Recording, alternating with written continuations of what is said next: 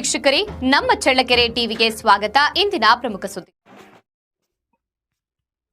ಸಾರ್ವಜನಿಕ ಜೀವನದಲ್ಲಿ ದಕ್ಷ ಆಡಳಿತ ನಡೆಸಿ ದೀನದಲಿತರಿಗೆ ನ್ಯಾಯಸಮ್ಮತವಾದ ಸೇವೆ ನೀಡುವುದೇ ನಿಜವಾದ ಅಧಿಕಾರಿಯ ಸೇವೆ ಎಂದು ದುರ್ಗಾವರ ಎಲ್ಐಸಿ ರಂಗಸ್ವಾಮಿ ಹೇಳಿದ್ದಾರೆ.